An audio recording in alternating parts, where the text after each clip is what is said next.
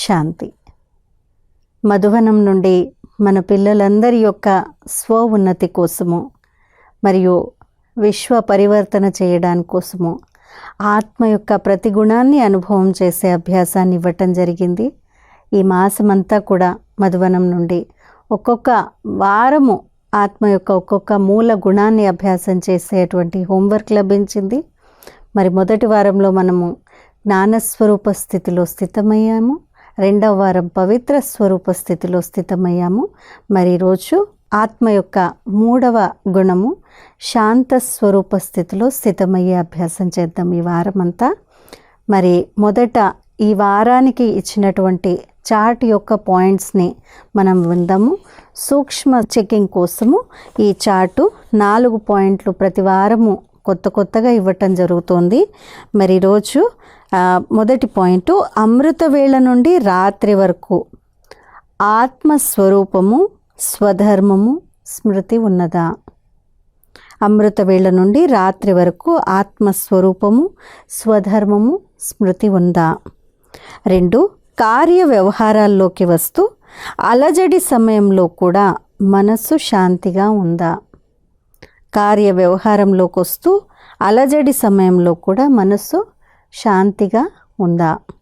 3, traffic control సమయంలో శాంతి దానం చేసే అభ్యాసం చేశారా?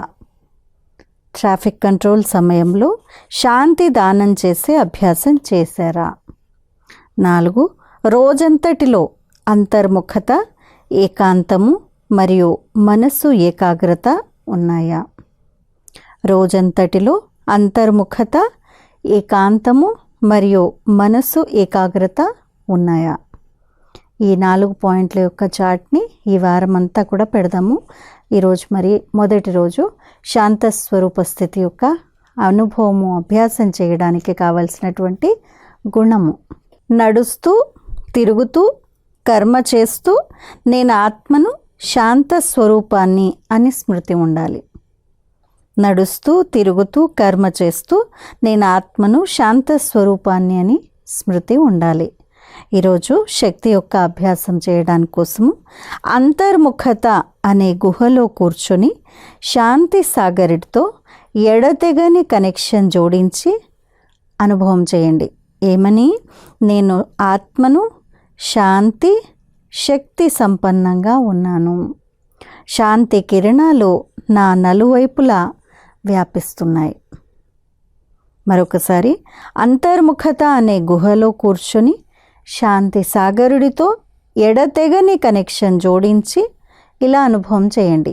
ఇలా నేను ఆత్మను శాంతి శక్తి సంపన్నంగా ఉన్నాను. శాంతి కిరణాలు నా నలువైపులా వ్యాపిస్తున్నాయి. ఈ అభ్యాసాన్ని మనం ఈరోజంతా చేస్తూ ఉందాము. అచ్చా. ఓం శాంతి.